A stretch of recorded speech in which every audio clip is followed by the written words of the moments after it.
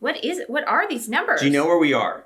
No, I have no idea. Okay, I cannot... do you see the sign? Do you see, like, okay, all I see are numbers. And what does this mean? The unit numbers? I don't get it. Yeah, the grids, it's just complete craziness. So if you've ever been looking for a house in St. George, Utah, you may have noticed the weird numbering system, the weird addresses. So we're going to talk about this and 10 other things. So 11 total things that you have to know before you move to St. George, Utah. So stay tuned.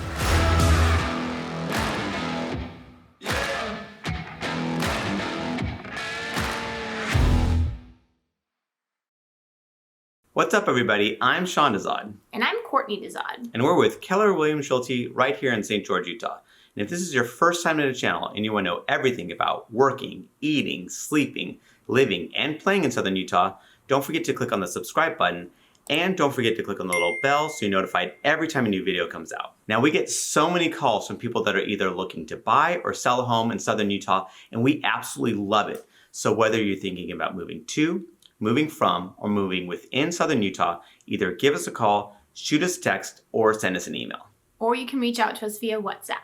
However you want to get a hold of us, we've got your back. So Sean, explain about this weird grid system. Because I remember when we were looking for our house, I was completely confused and I just relied totally on him. So. Yes, I know. It's at first, okay, if you're not from here, so we come from California, and so we don't have that much of this grid system going where it's all numbers. Yeah, so explain. So you may have noticed when you are looking for a house, there's these weird, the addresses are so weird. It's just all numbers and then unit numbers, even though it's a house. So explain, what is this weird number? It's actually a grid system. So how does this grid system work? Yeah, and actually it's weird because we're not used to it, but it makes tons of sense once you get it. Mm-hmm. So what's interesting is that you have a grid system, right? So north, south, east, west.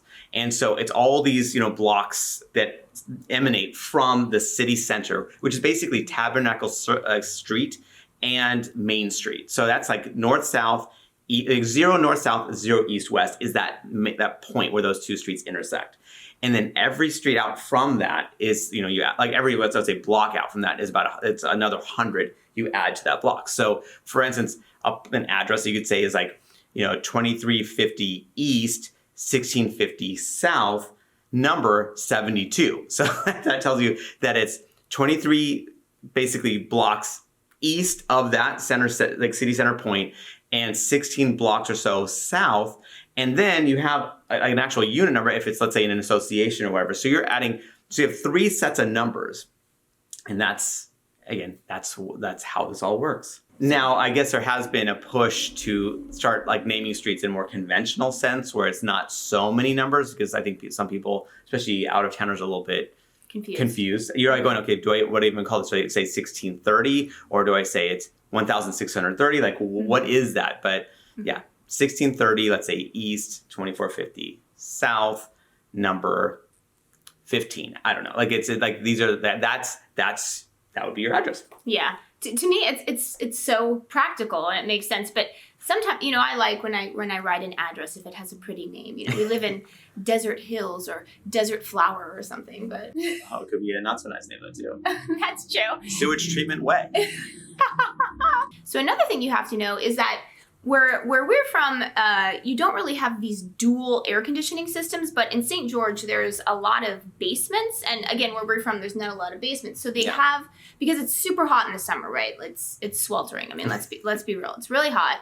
So you have these dual air conditioning systems, and a lot of houses have basements. So explain, what is this? Yeah, so a lot of houses, again, we come from California, maybe because of the whole earthquake issue. There's hardly any basements in California. Mm-hmm. Now, in St. George or in Southern Utah, there's tons of places with basements, and it's actually really nice. It kind of seems to keep things a little bit cooler. Yeah. And it's called a walkout basement. So that way it's not like you're fully enclosed and it's just in the dark. It looks like a ranch style. Some of these properties look like a ranch style home at street level, but actually if you were looking on the other side, it's a 2-story. Yeah. And so it's a story below. That's the basement, right? So, and you have these dual systems where you're heating or cooling individual floors, which actually is helpful. It's a much more energy efficient. So that way you're not totally taxing one system on those hot, sweltering days. Yeah, because the last thing you want is your air conditioning to break in the middle of July. Or just just blowing up your electric bill. You know, it Yeah. could be pretty expensive if you're totally wasteful about it. Yeah, and then since we're talking about the electric bill, one trick that we learned with from some of our neighbors is that you can actually prorate your energy bill. So, you know, let's say Kind of smooths it out. Yeah, so in the summer, you know, you might have a high energy bill, but if you're prorating it over the year, you don't really get that sticker shock because you're paying for it in other months. Yeah. So that's just a little trick. There's a little tidbit. So another thing that you have to know is that, you know, you may see the Virgin River and you may think to yourself, what is this? It looks like a piece of dirt, basically.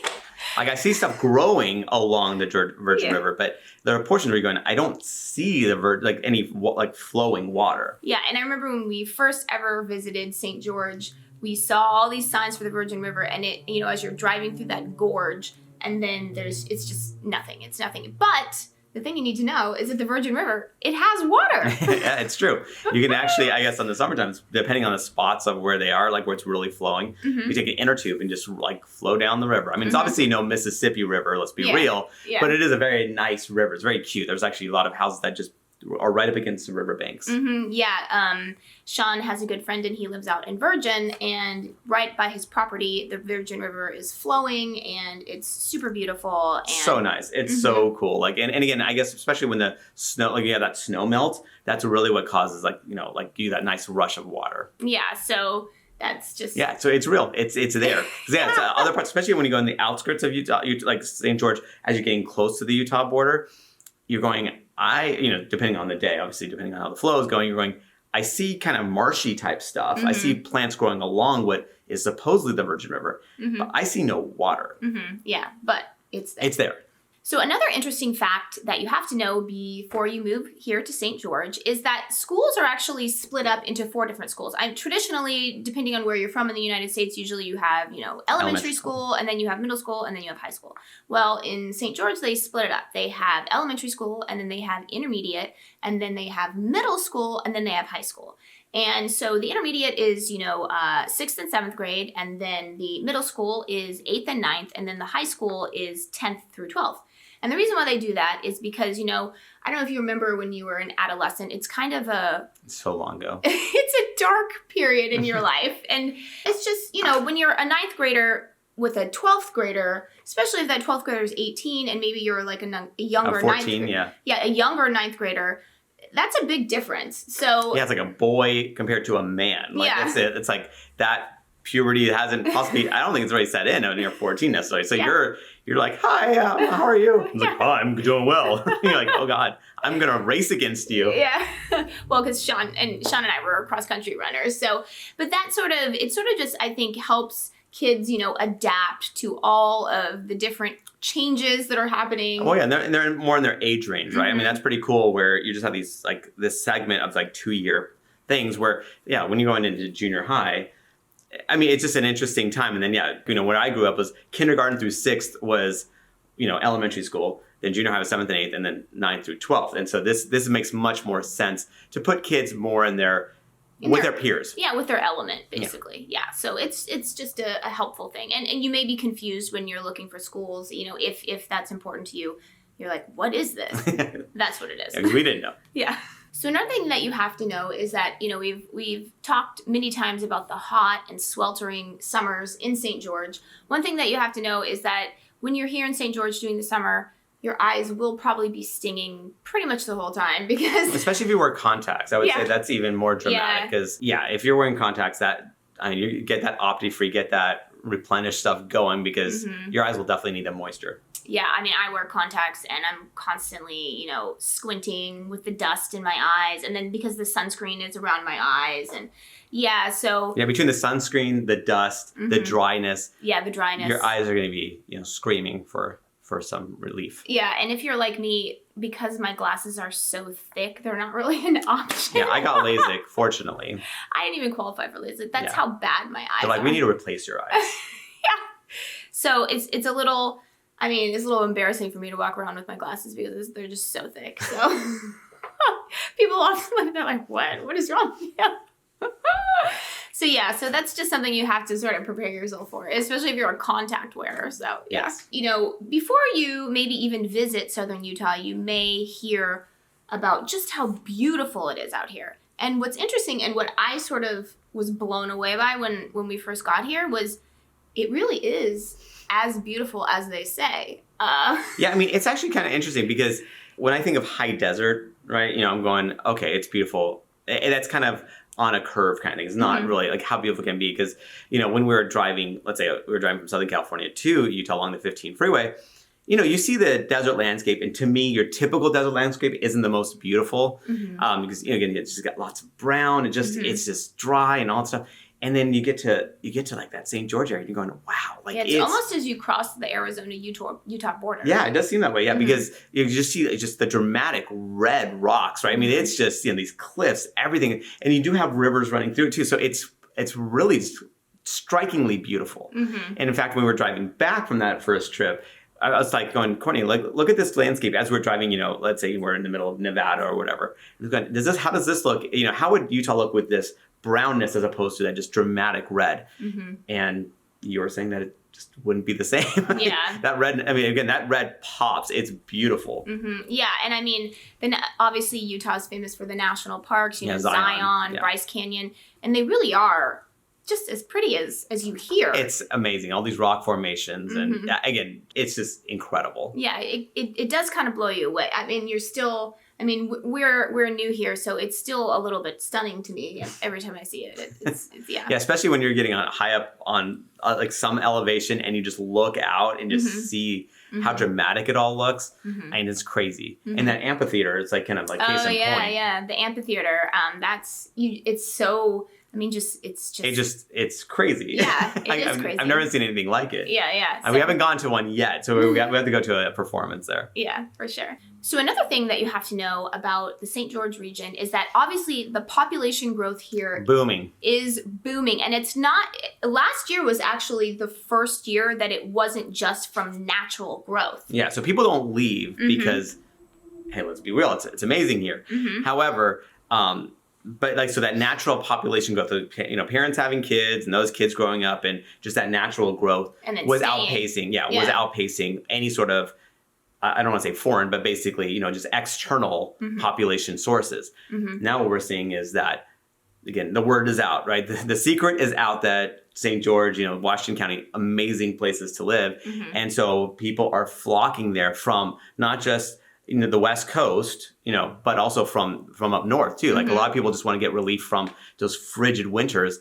And so places like Montana, Idaho, and northern Utah, they're going, I'm tired of the cold, and I'll deal with the heat.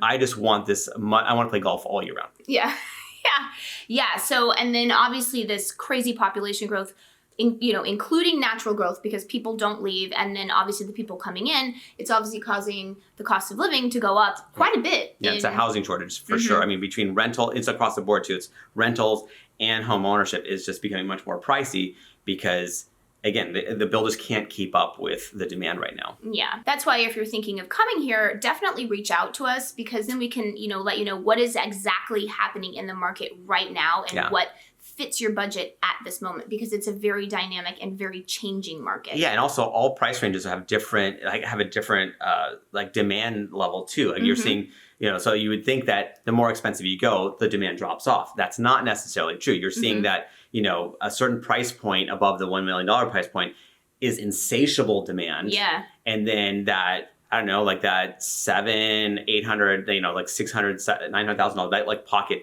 isn't nearly as as much competition. So it's all over the place. So that's where you got to reach out to us. So we can kind of guide you to get you to that right property for you. Yeah, for sure. So another thing that you need to know before you come here is that the property taxes here are extremely low. So talk about the property taxes. Really, it's really nice, especially if you're owner occupied. That's where you really feel it because owner occupied gets taxed 55% of the assessed value. Whereas, if obviously you're non-owner occupied, so if it's a rental or something like that, then you get taxed 100%. So as an owner occupied, it's like almost half. So when he means that, so the property tax rate is what, 0.55%? Rough. I mean, well, that's as an owner occupied, it'd basically be 0.55% of the assessed value. Of 55% of the assessed value. No. Oh, it's not? No, it says 0.5. That it's about 1% give or take. Oh, okay. And then you're basically paying a little more than half that for owner occupied. Okay, and then always remember, check with your accountant because we're not accountants. Yeah, so. that's true. So another thing that you have to know about the St. George region and Utah in general is that we have something called concrete here. So yeah, concrete it's amazing. You don't just use it to like make buildings. You actually can consume this concrete. Yeah. So how's the concrete? It's very, very good.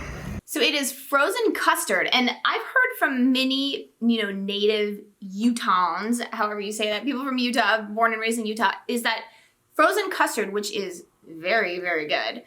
I've heard that it's a Utah thing, that it came from Utah. I don't know if that's true, because I've actually, watching that show on Netflix, Ozark, they talk about concrete, and they're in Missouri, so I don't know where it comes from, but... All I know is it's good, because we don't have it, at least, in Orange County, where we're from. Yeah. I've never heard of it. We've never heard of it, and then you go there, and I mean, okay, so for people that don't know what this would be conceptually, I guess the closest thing approximation to think is like a Dairy Queen Blizzard. Yeah. So basically, this stuff is thick. You can flip it upside down. It's not falling out. Yeah. But this stuff is just incredible. And before you know, it's also kind of a little. It catches you off guard because you're like, oh, it's okay, it's good. It's good. All of a sudden, it's like at the end of your cup. Oh, you finished. Because it's so good, but it's not too rich. You know how sometimes a dessert would be too rich and you can only eat so much? No. This you can take, It's evil. You take a huge thing and you can eat. And I'm not even a sweets person. And I find myself... Neither am I. He definitely, when everyone goes to bed, he'll be up eating cookies. No, I would never do and that. ice cream. And then in a couple of days when I go into the freezer and I'm like, where'd that go? I didn't do it. Oh. The kids ate it. It wasn't me. But the concrete, it's so good. And I don't know if it's definitely something that's very popular here in St. George. I don't know if it originated in St. George or not. According to certain natives, it did, but... To legend. According to legend. But, I mean, it is something... So if you have a sweet tooth, stay away from the concrete. It's really good. Yeah. I mean, it's fantastic. Yeah. So the last thing that we're going to talk about is when you move here to St. George, you might notice that there's some of the lingo here, some of the Utah lingo. They've got kind of their own little language sometimes. I actually have a very good friend. She's from Salt Lake City, and she always says, "Oh my heck." And I never knew that this was a Utah thing, but it really is. I thought she said, "Oh my heck," because I was like, "Oh, maybe she has a headache." I don't know what's going on. I thought I misheard her. Yeah. It's a more polite term for, OMG, right? So, oh my heck, you might hear that a lot.